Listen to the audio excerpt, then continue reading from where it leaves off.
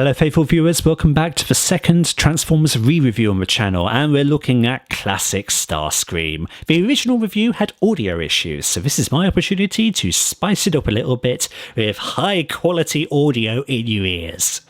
So, Starscream, he's an F-15. We know this. He diverges a little bit from the typical G1 Starscream representation, mainly because of the way that the colour palette is distributed on him. So you don't have it bordering his wings in like little lines. Instead, you've got big red patches all over wings here. Very diagonal, very angular, very striking, very purposeful. You've got a nice blue line running all along the length of the body there.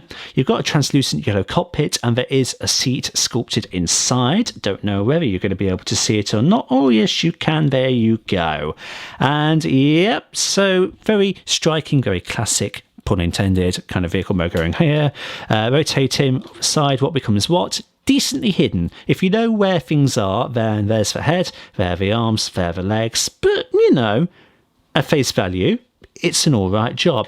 He has, unfortunately, a bit of hollowness here, just because of how the nose cone integrates into the body, but, you know, never mind, it's whatever. He's got landing gear, which eventually folds into his chest, and then you've got little moulded bits there on the heels.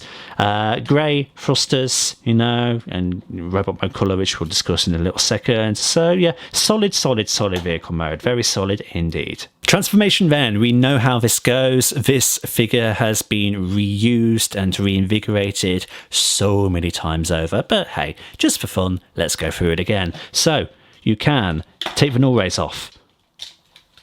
Get them out of here, get out of here. And then bring the wings up like this, come to the legs, pull them down. Very carefully with this Starscream, because he hasn't aged as well as some of the other Seekers I've got. Rotate them up like that and carefully fold them up, and you can see where he started to break away, just a little bit there. So rotate until it gets into position and rotate that. You can split the legs, and then this is an issue my Starscream's always had. This foot, incredibly stiff. But there we go, I managed to do it. Well, that one's actually pretty stiff as well. So there the legs, all done. And then you can pan your camera up. You can open up his chest, rotate his arms, take the nose cone, split it away, rotate it, hinge it in, close his chest, push the nose cone back, and then fold out the hands. That's one. This one might fight me, possibly, maybe not. No, it's good. Rotate that out like that, lock him down, and then try to shove these null rays back into his shoulders. If you remember the original review, just close up that. If you remember the original review, I had a great big deal of trouble with that. Oh goodness me, what is going on? Why? So there's our lopsided Starscream fully transformed, and again, if you remember the original figure, you know that I also had trouble standing him for some bizarre reason. Unlike the other Seekers, he doesn't want to stay upright. Anywho, so looking at him in greater detail, he doesn't have the most accurate face to his G1 counterpart. G1 Starscream always had a bit of a darker face than this guy, who has a very dull grey, plasticky face about him. But he's got gleaming red eyes, which is cool. Black helmet about him. Translucent cockpit still goes into his chest. He's got some red lineage on his shoulders, blue forearms, some little bits of yellow on his kneecaps, or gold maybe. Gold is a better term for it. As well as gold accenting the little indent bits here. I don't really know what you call them on his shoulders, but hey, gold. And yeah, blue feet, and yeah, very much what you would expect with Starscream. I think the classics version here is just a bit more red about him than he possibly typically would in G1. Gimmicks! His null rays, gimmicks. So, fireable missiles. Good. Oh, that landed on the table. Excellent. Null rays he can hold in his hands pretty securely. Null rays that don't want to stay in his shoulders. Get in there. Articulation then, we all know this again. His head is on a swivel, best utilised by holding on to the cockpit. But again, that piece of plastic there is a bit flimsy. So try not to put too much pressure, because you might end up snapping his nose cone off. Thankfully, in all the years that I've had him, I've not done that. So, you know, just be careful. At the shoulders, he's got a rotation, but in theory, they can go 360, but of course for wings, get in the way, preventing you from doing that. He can rotate his arms out like that. It's kind of almost got a reverse butterfly joint there. I don't know if that's entirely intentional. At the elbows, let's get rid of that because it's just going to fly off. At the elbows, he can bend 90 degrees like that. And then his fists can go in and out due to transformation, but that's it. There's no rotation of any kind. There's no swivel in the arm. Stay.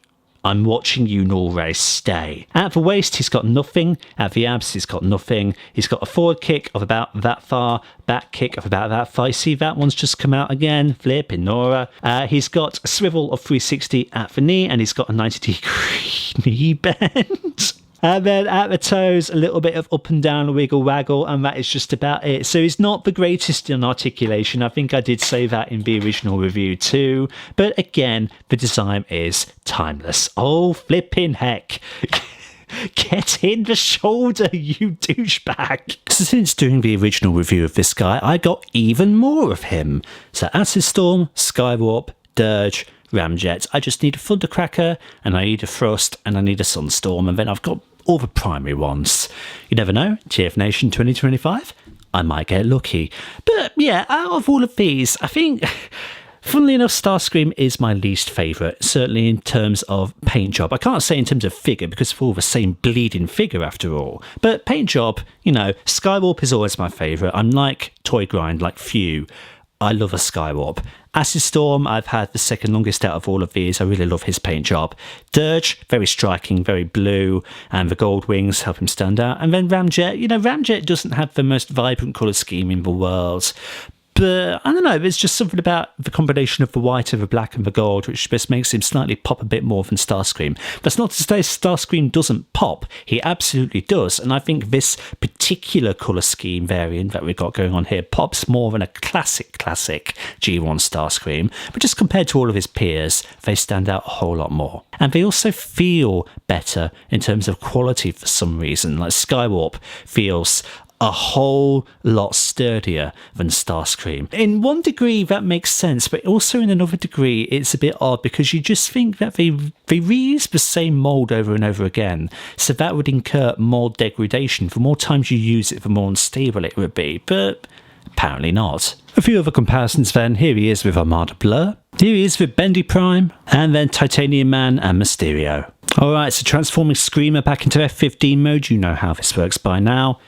It's the same as the rest of them. I wasn't actually intending to hit him with Skywarp, but never mind. Anyway, let's get on with it.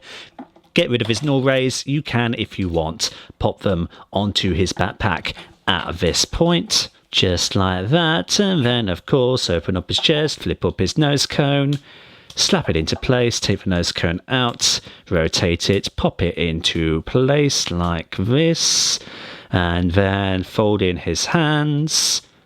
Just like that. Don't fight me, Screamer. Come on. Rotate his arms in. Close up his rib cage. Come to his feet. Very carefully with this guy because he's old. Rotate those fins out and rotate them into place. Same thing on this side. Rotate. Come on, Screamer. Eek. There we go.